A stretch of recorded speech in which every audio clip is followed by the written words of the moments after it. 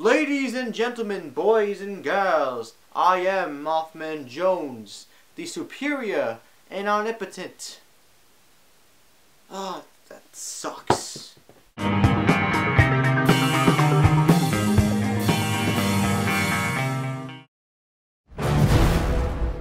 don't want to be a good man. I want to be a great one. You're gonna need this! Hey everybody, welcome to MaffmanJones Movie Reviews. I am John Maffio, and today's featured movie is the first really genuine anticipated movie of 2013.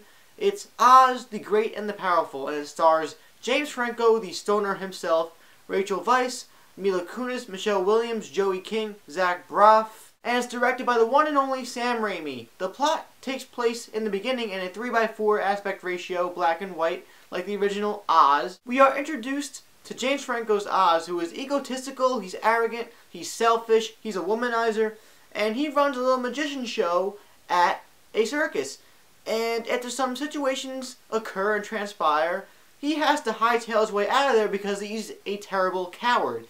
And upon hopping into his hot air balloon, he encounters a tornado like Dorothy in the original, and he is transported to the magical world of Wonderland, Oz. And he meets some witches, some wacky, zany characters, and supposedly he will fulfill the prophecy of the wizard who will bring everything to light in Oz. But is he the wizard?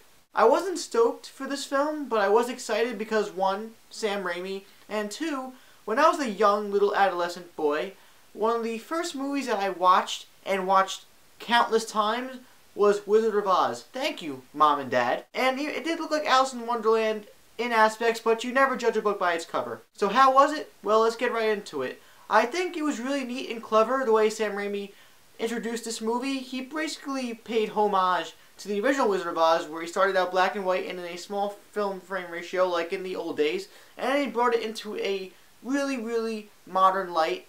Also, the character arc of James Franco's Oz is well represented, and it carries through the movie well. He's very over the top, but it makes sense. This movie's acting is very over the top. I forgive the over the top acting by everybody because it basically, in my opinion, pays homage to the over the top insane acting of that time, because at that time people went to the movies to escape and they needed that kind of acting to escape from reality. But yes, James Franco, believe it or not, actually carries the movie well as the lead role. And you have three beautiful witches played by Rachel Weisz, Michelle Williams, and Mila Kunis.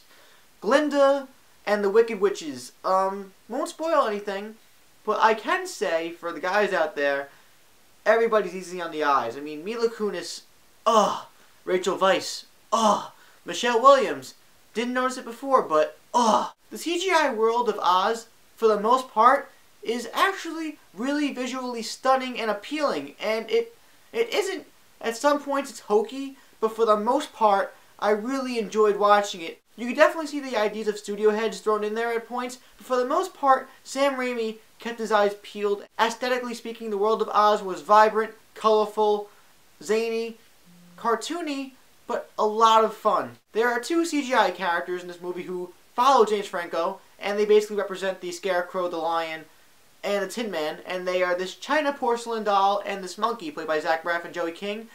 Their characters are CGI, but the porcelain doll, the China girl, CGI was incredible, and there was a mix of practical effects also. Both of their characters brought differentiated personalities to the table, and they both had aspects to like.